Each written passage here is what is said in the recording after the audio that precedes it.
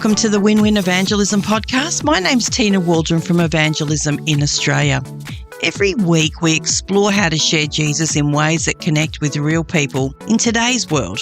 Whether you're a believer looking for tips and ideas or leading a church or Christian organisation, this podcast will be an invaluable resource for you, with discussion questions at the end of each episode in our show notes that will help you further. In today's episode, we're asking a big and important question. Why are so many Australians turning away from Christianity? And what can we do about it? We'll unpack 6 key insights from national research that reveal what's really going on, what turns people off, what misconceptions they have, and where the genuine opportunities are for believers to engage differently. These insights come from some of the most trusted resources that are studying faith and culture in Australia, including McCrindle Research's Faith and Belief in Australia and Australian Communities Reports, the Australian Bureau of Statistics census data, and also the NCLS Research Australian Community Survey. Together they paint a really clear picture for us of how Australians think about spirituality and the church today. And by the end of this episode, you'll not only understand the main reasons that Christianity is losing traction, but you'll also walk away with practical ways to rebuild trust and spark curiosity about Jesus in your everyday life. So let's dive into it.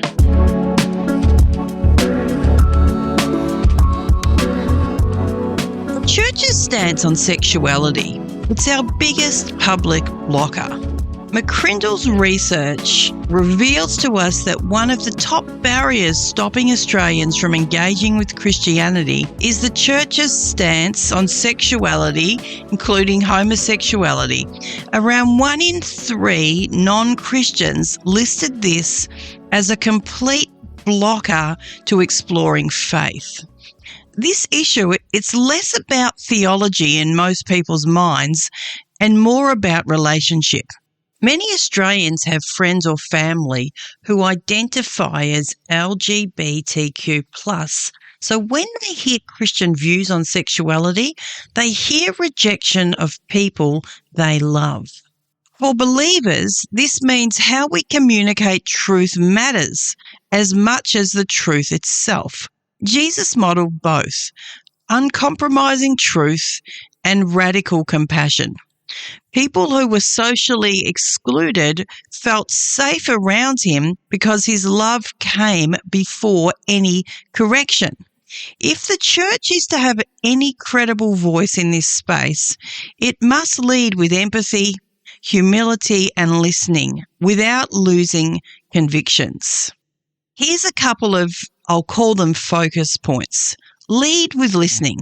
Before you speak on any moral issue, take time to understand the story, the pain, the perspective behind the person. Listening communicates love. Reflect Jesus' posture, not his position. Ask, if Jesus was sitting with this person right now, how would he make them feel seen and valued, even in disagreement? I guess the second big point is the perception of hypocrisy, the gap between Jesus and the church. In McCrindle's data, many Australians said they admired Jesus, but they distrust Christians or they distrust the church. People described a gap between the message of Jesus and the behaviour of those who represent him. This perception of hypocrisy is deeply damaging because people assume if Jesus changes lives, why don't his followers seem changed? It's not that they reject the gospel, they reject what they see as inconsistency, right? Australians value authenticity. Australians of all people, they, excuse me saying this, but they smell the BS. So every time a Christian lives out quiet integrity, admits mistakes, or shows humility, it rebuilds that trust. And our public witness isn't mainly in our words, but it's in our consistency. So a couple of focus points. Close the credibility gap. Be quick to apologize when you fall short and consistent in your everyday integrity. That's what earns the trust back.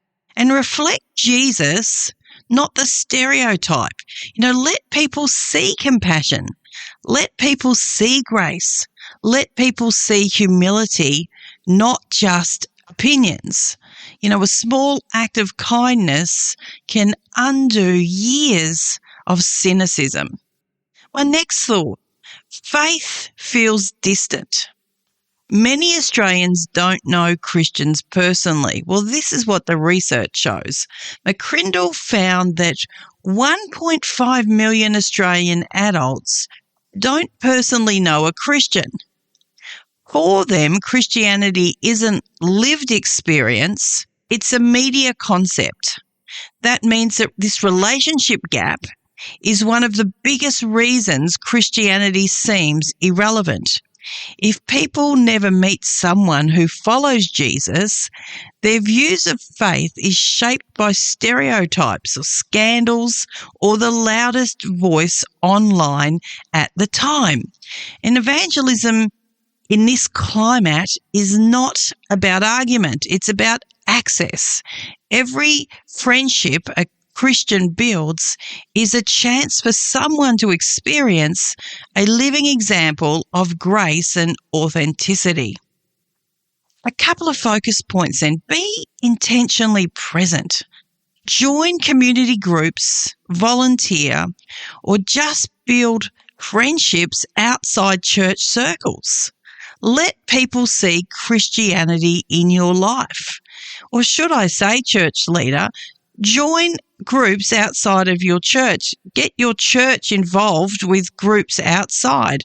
Build friendships, the church corporately, build friendships outside of the church circles, inside the church.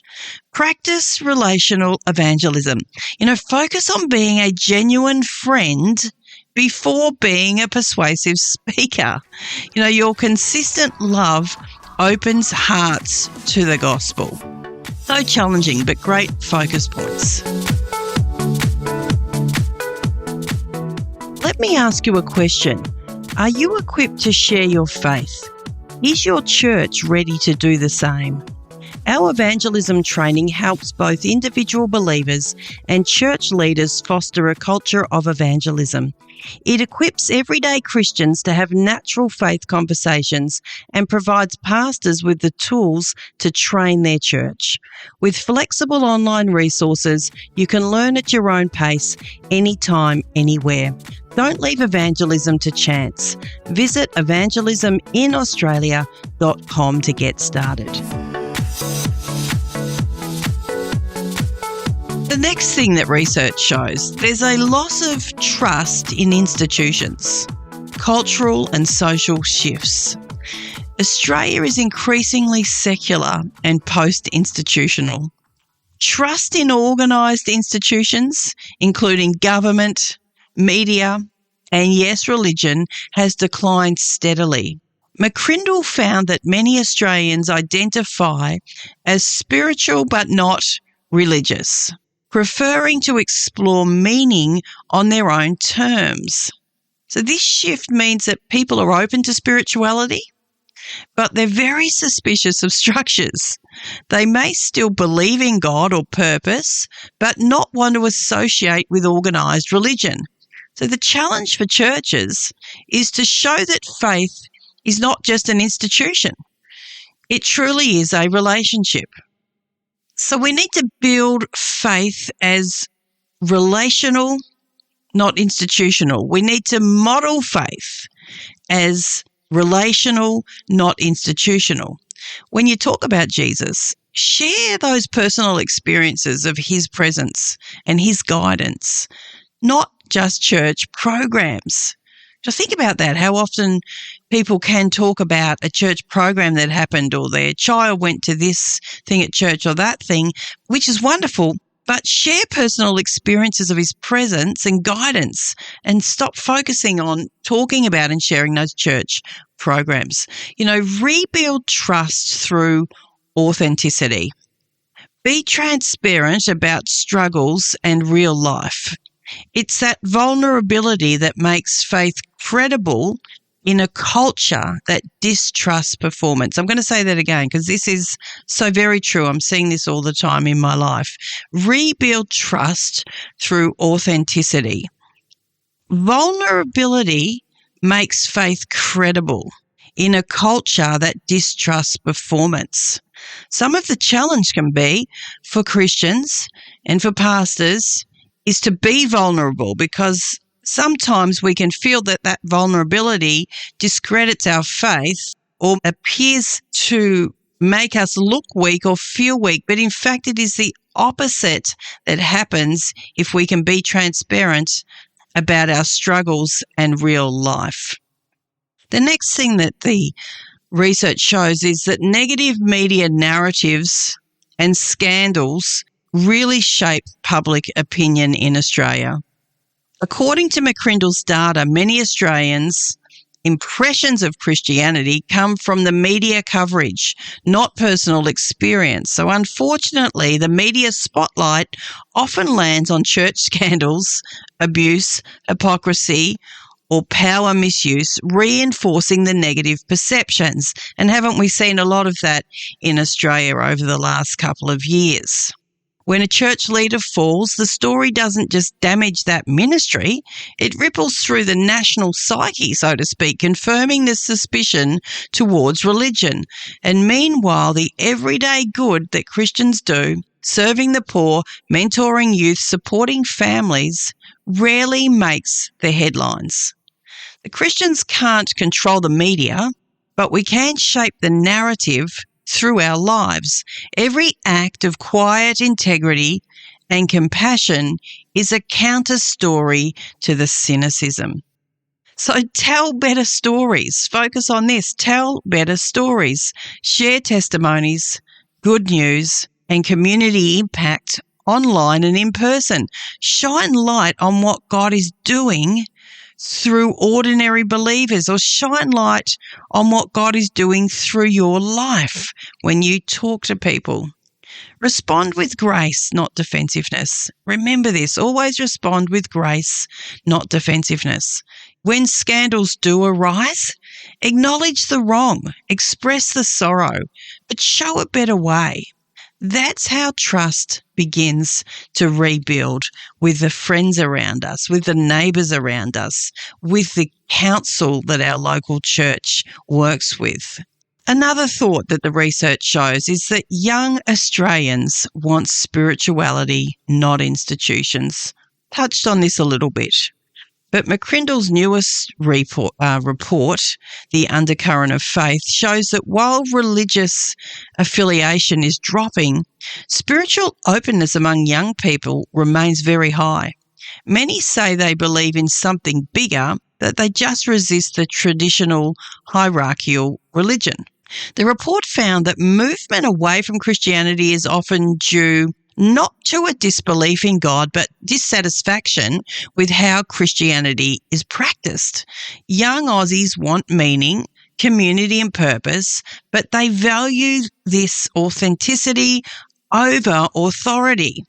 You know, this is really both a challenge and an opportunity for us right now. Churches that focus on real questions, service, creativity, and relational discipleship can connect deeply with this generation. So engage young people through authenticity. Maybe you've got young people in your life. Maybe you're a youth leader. Maybe you're a young adults worker. Maybe you're the church pastor listening to this, but make sure it's through authenticity with young people. Share your faith stories honestly, including your doubts and struggles. I've talked about this. I feel like I'm saying it over and over. Young Australians value realness over the polish. Realness over the polish.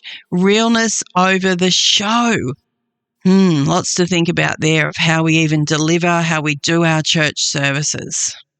Show faith in action. Demonstrate that following Jesus changes how you treat others. Demonstrate that following Jesus shows how you handle stress. Demonstrate that following Jesus changes how you make life choices. Relevance attracts the openness.